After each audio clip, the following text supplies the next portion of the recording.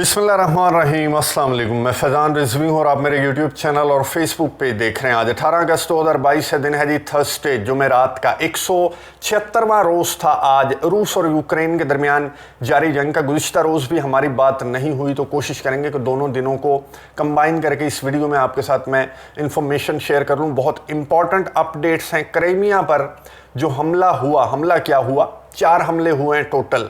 9 अगस्त को एक हमला हुआ क्रीमिया के ही ऊपर, फिर 16 अगस्त को, 15 अगस्त, 16 अगस्त को 3 मज़ीद हमले हुए। जो रीसेंट हमला जिसे रशिया ने इन हमलों में से कुछ को कहा हादसा, लेकिन जो आखिरी हमला हुआ उसे रशिया ने भी एडमिट कर लिया कि यहाँ पर कोई तखरीबकारी हुई है। और यूक्रेन ने स्ट्रेट फॉरवर्ड, यूक्रेन के ऑफिशियल्स ने, यूक्रेन के सदर व्लादिमीर ज़ेलेंस्की ने क्या अल्फाज इस्तेमाल किए मैं आपको बताऊं। यूक्रेन के सदर ने कहा कि हम पुराने जो वॉर टैक्टिक्स हैं जो कि रशिया इस्तेमाल कर रहा है आज तक 2022 में भी, तो यूक्रेन उससे आगे निकल चुका है। इसी तरह के सरप्राइजेस रशिया को मज़ीद मिलते रहेंगे। यूक्रेन के सदर व्लादिमीर ज़ेलेंस्की ने क्राइमिया में रहने वाले रशियंस को मुखातिब करते हुए कहा कि आप लोग स्पेशली जो असलहे, गोले बारूद के अड्डों के साथ जो लोग रिहाइश पजीर हैं वो इलाके खाली कर दें। यानी कि ये बहुत बड़ा एक चैलेंज रशिया को यूक्रेन की जानिब से मिला।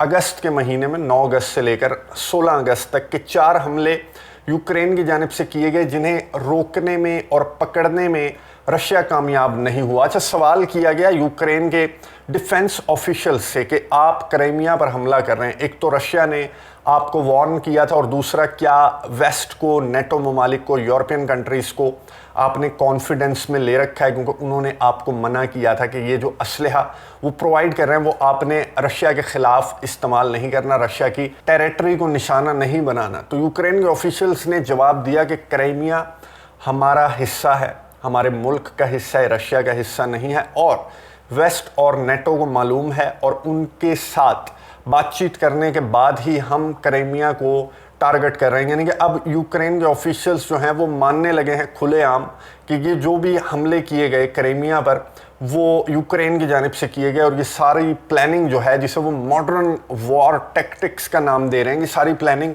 यूक्रेन की है। और यूक्रेन ने आने वाले दिनों में भी इसी तरह के सरप्राइजेस के हवाले से वार्न कर दिया रशिया को। इसके अलावा खरसोन, जो कि रशिया कंट्रोल कर चुका है, खरसोन का शहर, वहाँ पर गुज़िश्ता रोज़ यूक्रेन की जानिब से शेलिंग की गई, बहुत बड़े हमले किए गए, जिसके नतीजे में 29 हलाकतों का यूक्रेन ने क्लेम किया कि हमने रशिया के 29 फौजी मार दिए। और इस हमले के नतीजे में जो यूक्रेन की जानिब से किया गया, इसमें दर्जनों जो हैं वो ज़ख्मी भी बताए जा रहे हैं यूक्रेन की जानिब से। और एक असले, गोले बारूद का अड्डा खरसोन में भी यूक्रेन ने कहा कि हमने तबाह कर दिया। जवाब में रशिया खार्किव का जो इलाका है, यूक्रेन का दूसरा बड़ा शहर है, बहुत इंपॉर्टेंट है। और ये जब ऑपरेशन, ये जंग स्टार्ट हुई थी फरवरी 24 को, तो खार्किव और कीव का घेराव किया था मॉस्को की फोर्सेस ने। तो एक बार फिर से रशिया, मॉस्को की फोर्सेस खार्किव तक पहुँच चुकी हैं। एक हमला किया गया खार्किव के इलाके में, जिसे यूक्रेन ने क्या कहा पहले मैं आपको बताऊं। यूक्रेन का रेजिडेंशियल बिल्डिंग्स को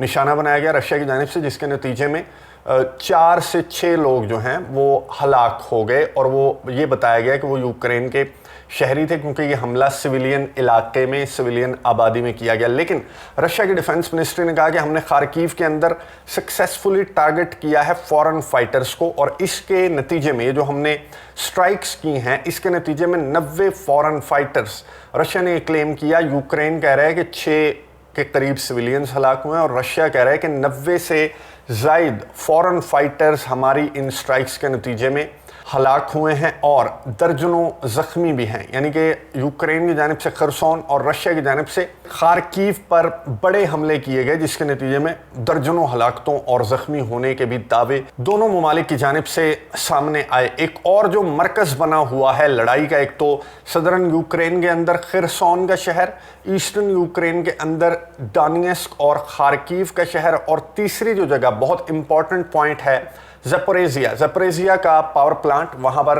गुज़िश्ता 24 से 48 घंटों की अगर हम बात करें तो पावर प्लांट पर बहुत ज़्यादा शेलिंग एक बार फिर से रिपोर्ट हुई। इतनी ज़्यादा शेलिंग के रशिया की जानिब से अब ये स्टेटमेंट सामने आ चुकी है कि वो ज़पोरिज़िया के पावर प्लांट को शट डाउन कर देंगे अगर इसी तरह से यूक्रेन की जानिब से हमले किए गए, क्योंकि जो पावर सिस्टम है वो मुतासिर हुआ है इस पावर प्लांट का। मैं आपको बता दूं कि पावर सिस्टम बहुत ज़्यादा ज़रूरी है। इवन कि अगर आपको पावर नहीं मिलती 3 से 4 मिनट इस पावर प्लांट को जारी रखने के लिए, चलते रहने के लिए, तो फिर ये पावर प्लांट जो है, इसके जो रॉड्स होते हैं, जो सिस्टम है जिसके तहत ये पावर प्लांट चलता रहता है, तो रॉड्स जो हैं वो गर्म हो जाते हैं और फिर ये ब्लास्ट कर सकते हैं। इसके अंदर जो भी न्यूक्लियर रिएक्टर हैं उनमें ब्लास्ट हो सकता है। तो इसलिए रशिया की जानिब से ये कहा गया कि पावर सप्लाई क्योंकि मुतासिर हो रही है, इसलिए हम इस पावर प्लांट को शट डाउन कर सकते हैं। अब कुछ व्यूवर्स की जानिब से भी जो मैंने रिपोर्ट बनाई थी इस पावर प्लांट पर, उसके कमेंट्स बॉक्स में कुछ व्यूवर्स ने पूछा हुआ था कि इसे